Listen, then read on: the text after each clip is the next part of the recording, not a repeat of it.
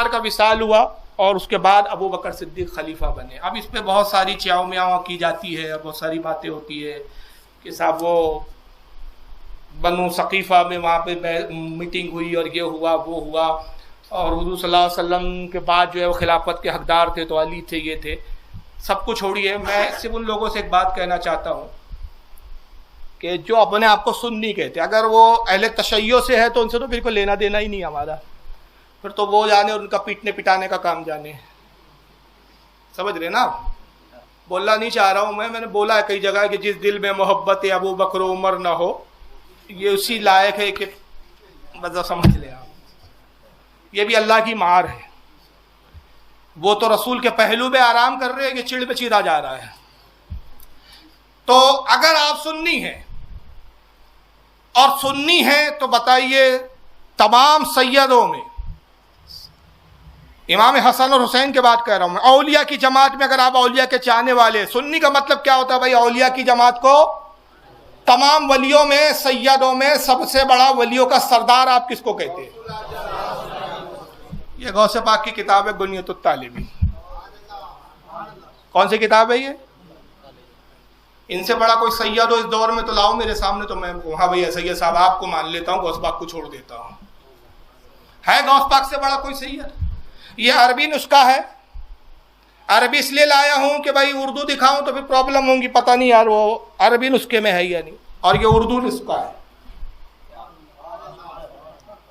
تو عربی بھی دیکھ لیں، اردو بھی دیکھ لیں. چلیے اردو سے میں پڑھتا ہوں تاکہ آپ کے سمجھ میں آئے، وقت بہت زیادہ ہو رہا ہے. غوث پاک کیا کہتے ہیں جب ابو بکر خلیفہ بن گئے؟ آپ فرماتے ہیں اب یہ الفاظ غوث اعظم کے ایک صحیح روایت میں ہے. اسٹارٹنگ کہاں سے کی سرکار غوث پاک نے؟ صحیح روایت ہے. ایک صحیح روایت میں ہے کہ جب لوگوں نے حضرت ابو بکر کی بیعت کر لی تو آپ 3 دن تک کھڑے ہوئے، مسجد میں آتے 3 دن تک اور ممبر پہ کھڑے ہوتے 3 دن تک خلافت کے بعد، اور 3 دن تک آپ ممبر پہ آ کے کھڑے ہو کر کیا کہتے؟ لوگوں سے کہتے اگر تم میں سے کسی کو میری بیعت ناپسند ہو تو میں اسے چھوڑنے کے لیے تیار ہوں. اگر تم میں سے ایک شخص بھی ایسا ہے جس کو میری خلافت پر اعتراض ہے تو میں خلافت کا یہ تخت چھوڑنے کے.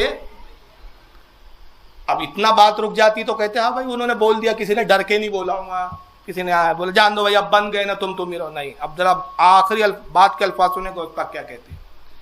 تو ابو بکر صدیق کہتے کہ میں چھوڑنے کے لیے تیار ہوں. اس پر جو سب سے پہلے کھڑے ہوتے اور کہتے وہ حضرت علی ہوتے، اور حضرت علی فرماتے ہم آپ کی بیعت کبھی فسق نہ کریں گے. اور اس کے بعد علی پھر کیا جملہ کہتے ہیں کہ آپ کو تو اللہ کے رسول نے آگے بڑھا دیا، جس کو رسول اللہ نے آگے بڑھا دیا اس کو کون پیچھے کر سکتا ہے؟ کون لکھ رہا ہے یہ؟ غوث پاک کو مانے کہ آج کے بھائی ہم ہیں، آپ آل رسول ہوں گے، ہمیں کیا لینا دینا بھائی، لیکن بھائی دلیل تو آپ کی نہیں چلتی، دلیل تو ان کی چلتی ہے نا بھائی صاحب. اور پھر گنی تو طالبین سے میں نے اس لیے پڑھا کہ میں نے کہا کہ بھائی سید کی بات آ جائے تو بات بہت وزندار ہوتی ہے نا. حالانکہ اس حدیث کو یہ جو غوث پاک نے لکھا ہے اس کو امام احمد ابن حنبل نے بھی لکھا ہے، جن کی تقلید خود غوث پاک کرتے ہیں. کتاب فضائل الصحابہ صفحہ نمبر 161 پہ لکھا ہے. اس کو امام ابن سعد نے بھی الطبقات الکبریٰ میں لکھا ہے، جلد 6 صفحہ 327 پر. اس کو امام ابن عساکر نے بھی لکھا ہے تاریخ دمشق الکبیر جلد 9 صفحہ 2 پر. اس کو حضرت امام حسام الدین المتقی نے کنز العمال میں لکھا ہے، اس کو جلد 5 صفحہ 654 پر. اس کو امام ابو نعیم نے بھی لکھا ہے اس روایت کو فضائل خلفائے اربع صفحہ نمبر اس کا 152 پر. اس کو امام ابن خلال نے بھی اپنی کتاب السنہ میں لکھا ہے جلد 1 صفحہ 304 پر.